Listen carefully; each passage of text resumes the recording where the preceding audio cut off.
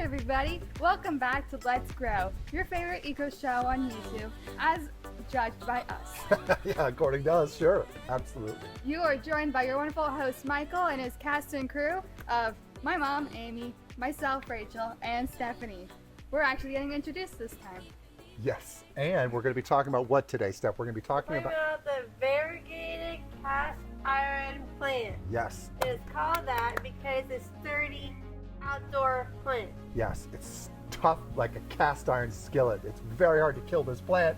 You can keep it as a house plant or grow it in your garden down here in South Florida. So actually it can grow in many areas of the United States, and we'll go into that in a minute. So today we're going to focus just on how you can grow her outdoors, but if you want to know more about growing her indoors, please check to our channel. We have a video on that. So, are you all ready to dig in? Sure am. Let's grow.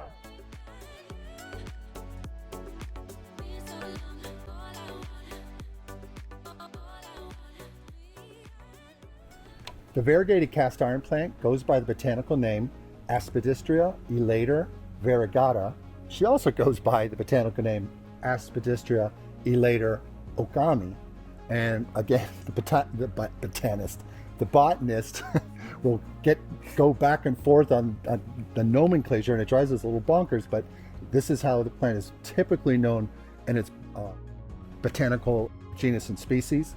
But the variegated cast iron plant is the common name, and she's known for that, to talk about her characteristics, because she just has this wonderful striped, like a painting. It's like a painting. It's so beautiful. This is a super tough plant, as we mentioned in the intro. Cast iron, the variegated cast iron, and the solid green is just the Aspidistra elatior. That's the solid green version of this plant. Super tough. You can grow it in your garden from all the way from zone 7 to 11. This thing can grow all the way up into the Carolinas and further north, and all the way out towards the west as well. This is a tough plant. That's why I want to recommend it for you all, because the tough plants typically are low maintenance, and this one is one of those plants. The height, to talk a little bit more about her characteristics, she'll get to, what'd you guys say, two and a half feet? Mm-hmm. Yep. Yeah? Would you say that, Steph? About 2.5 feet, Rachel? I'd say half of Half of your sister, yeah. 2 3/4. Or 2 3/4. That's it. So that forms a nice plant. Well, as an understory, this plant does prefer more shaded areas, and that's one thing we want to talk about.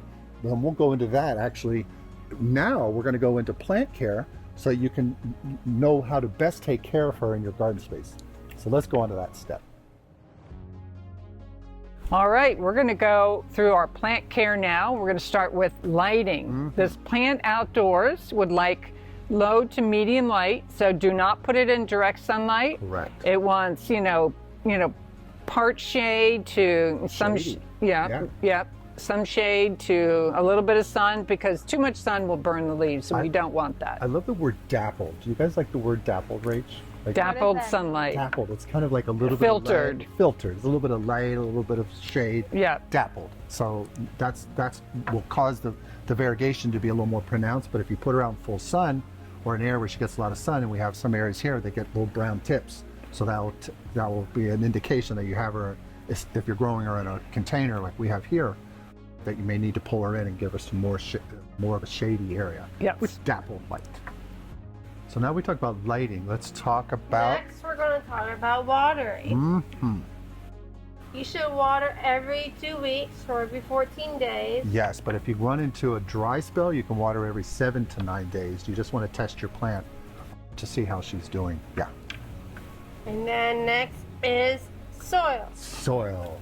Okay, so the preferred soil mix is a 6-3-1, which is 6 parts of the potting mix, Mm-hmm.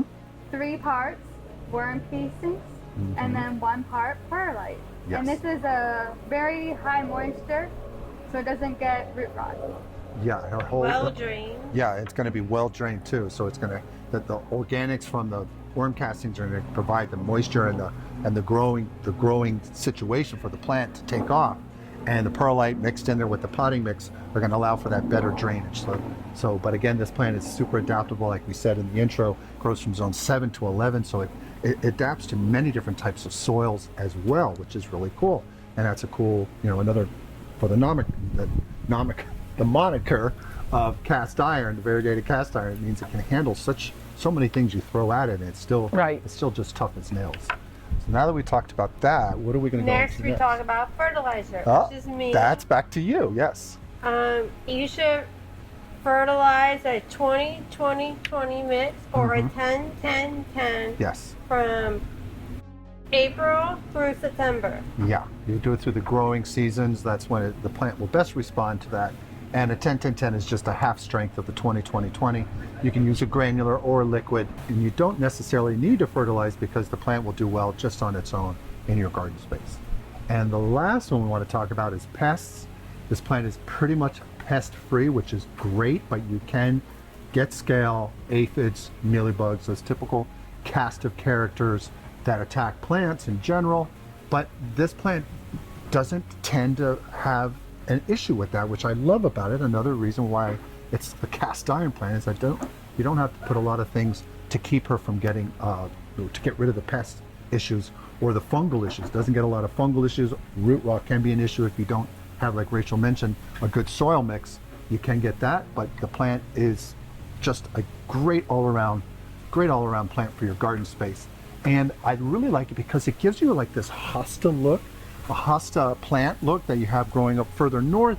But if you're way down here in South Florida, it can give you that kind of vibe. There is a sun hosta. We've done a video on that, and it has a different. This will have a similar look. Has more of a large sword-shaped leaf, but it's really cool because they sometimes call this like a hosta look-alike plant.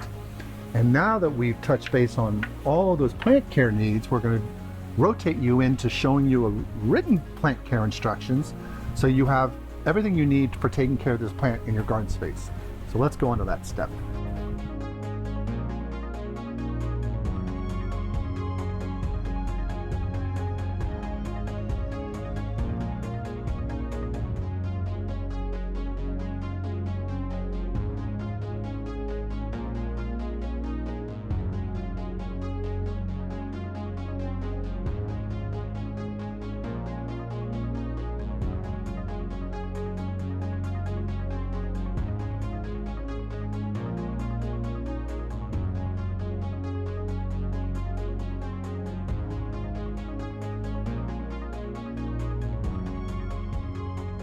Thanks for joining us. Hope you had an educational experience. Yes. About how to take care of this beauty in your garden. Yes. Yes. And, Rach? Don't forget to come see us again, like and subscribe, or check out our beautiful merch. That's we have right. Our merch up there. We'd love for you guys to buy some of these because it helps support the channel. And if you have a comment about a store that you like to share, we love to hear about it at letsgroweco@gmail.com. Yes, let us know your success stories in growing this plant or other plants. We're very curious to know. We want to, and we also like to know what things you want to know more about gardening. So just leave us a comment below if you want to know more about a different plant or something you have had a success story with this plant. We'd love to share that forward with others. So again, thank you so much for joining us today, and until the next video. Bye. Bye-bye. Please remember to like, subscribe, and hit the notification bell. And tell your friends and family. We post videos weekly. Thanks.